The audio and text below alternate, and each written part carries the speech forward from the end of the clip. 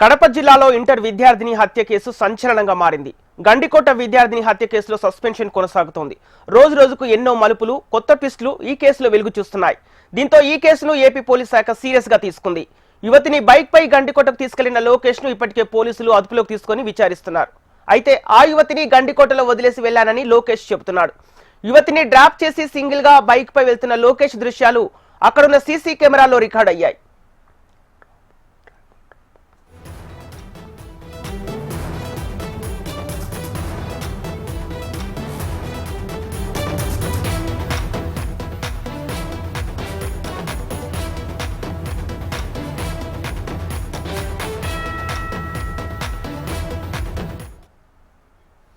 కడప జిల్లాలో ఇంటర్ విద్యార్థిని హత్య కేసు సంచలనంగా మారింది. గండికోట విద్యార్థిని హత్య కేసులో సస్పెన్షన్ కొనసాగుతోంది. రోజు రోజుకు ఎన్నో మలుపులు, కొత్త ట్విస్టులు కేసులో వెలుగు చూస్తున్నాయి. దీంతో ఈ కేసును ఏపీ పోలీస్ శాఖ సీరియస్ గా తీసుకుంది. యువతిని బైక్ పై గండికోటకు తీసుకెళ్లిన లోకేష్ ను ఇప్పటికే పోలీసులు అదుపులోకి తీసుకొని విచారిస్తున్నారు. దీనికి సంబంధించిన పూర్తి డీటెయిల్స్ మా ప్రతినిధి చంద్రమోహన్ అందిస్తారు. చంద్రమోహన్, కడప జిల్లాలో ఇంటర్ విద్యార్థి హత్య కేసుకు సంబంధించిన అప్డేట్స్ ఏంటి?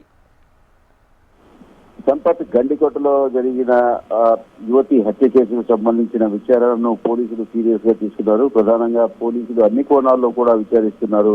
నిన్న సంఘటనా స్థలంలో దొరికిన శవాన్ని ఆధారంగా తీసుకుని అక్కడ జరిగిన పరిణామాలు ఏవై ఉంటాయి, ఏ రకంగా ఈ యువతి హత్యకు గావించబడి ఉంటుంది అన్న కోణంలో కూడా పోలీసులు విచారణ చేస్తున్నారు. ప్రత్యేకంగా రాష్ట్ర ప్రభుత్వము దీనిపైన సీరియస్ గా దృష్టి సారించింది. స్థానికంగా ఉన్న పోలీసు అధికారులతో పాటు కర్నూలు రేంజ్ డిఐజీ కూడా వచ్చి ఇక్కడ ఈ కేసుకు సంబంధించి విచారణ చేపట్టారు.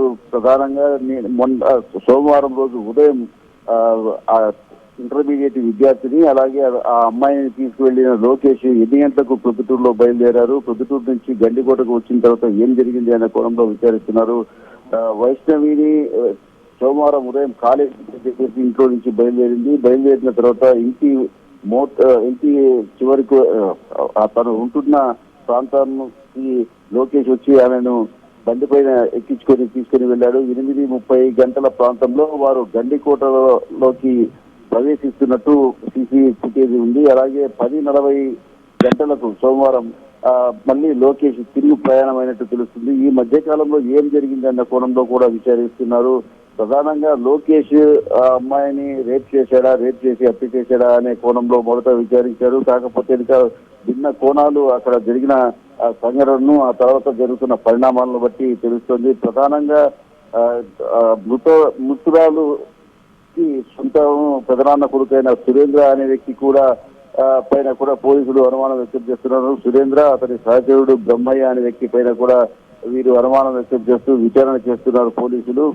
ఈ సురేంద్రనే మొట్టమొదటిగా ఈ గండికోటలోని మాధవరాయ స్వామి దేవాలయం వెనకల ఉన్న గుట్టల ప్రాంతంలో వైష్ణవి మృతదేహాన్ని సురేంద్రనే మొట్టమొదట కనుక్కున్నాడు. అందుకే అతనికి ఆ ప్రాంతంలో ఏ రకమైన జనసంచారం ఉండదు, అక్కడికి ఎవరు వెళ్ళి ఉండరు. అయినా కూడా నేరుగా సురేంద్ర ఆ ప్రాంతానికి వెళ్లి వైష్ణవి మృతదేహాన్ని పోలీసులకు చూపించడం, స్థానికులకు చూపించడం, కనుక్కోవడం వంటి పరిణామాలను బట్టి చూస్తే సురేంద్రకి ఏమైనా ఈ హత్యలో సంబంధం ఉందా, ఇదేదైనా పరువు హత్య కింద పరిగణించి ఇట్లా చేశారా అన్న కోణంలో కూడా పోలీసులు విచారణ చేస్తున్నారు. తన చిన్నాన్న కుమార్తె అయిన ఈ యువతి తన సమీప బంధువు అదే గ్రామానికి చెందిన లోకేష్ తో వెళ్లడాన్ని మొదటి నుంచి కూడా సురేంద్ర వ్యతిరేకిస్తూ వస్తున్నాడు. సురేంద్రతో పాటు బ్రహ్మయ్య అనే వ్యక్తి కూడా ఈ సంఘటనలో పాల్గొని ఉండొచ్చు, అది ఆ అమ్మాయి తల్లిదండ్రుల కంటే మృతురాలి తల్లిదండ్రులకు తెలిసి ఉండవచ్చు అనే కోణంలో కూడా పోలీసులు విచారణ చేస్తున్నారు. సురేంద్ర, బ్రహ్మయ్యల పైన కూడా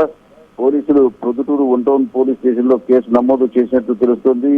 ప్రధానంగా ఈ సంఘటనకు సంబంధించి అన్ని కోణాల్లో కూడా పోలీసులు విచారణ చేస్తున్నారు. లోకేష్ ఆ యువతిని గండికోట ప్రాంతంలో వదిలి తిరిగి వస్తున్న సమయంలో ఎవరైనా గంజాయి బ్యాగ్స్ సంబంధించి ఆ ప్రాంతంలో తిరిగే అవకాశం ఉంది, వారేమైనా చేసి ఉంటారా, లేదంటే ఆ ప్రాంతానికి వచ్చిన పర్యాటకులు గండికోట ప్రాంతానికి తమిళనాడు, కర్ణాటక ఇతర ప్రాంతాల నుంచి కూడా తరచూ పర్యాటకులు వస్తుంటారు. వారు ఏవైనా ఆ ప్రాంతాలలో సంచరిస్తూ ఒంటరిగా కంటబడిన ఈ యువతిని రేప్ చేసి ఉంటారా అనే కోణంలో కూడా పోలీసులు విచారిస్తున్నారు. దాదాపుగా ఇప్పటికే కర్నూలు రేంజ్ డిఐజీ కోయ ప్రవీణ్, జిల్లా ఎస్పీ అశోక్ కుమార్లు ఈ సంఘటన పైన తీవ్రంగా విచారిస్తున్నారు. ఆ నిందితుల కోసం గాలిస్తున్నారు. ప్రత్యేకంగా 4 టీంలను ఏర్పాటు చేశారు. ఇప్పటికే డాగ్ స్క్వాడ్ అన్ని ప్రాంతాల్లో కూడా అంటే నిందితులు ఎటువైపు వెళ్లారు అనే కోణంలో కూడా డాగ్ స్క్వాడ్ తో పరీక్షించారు.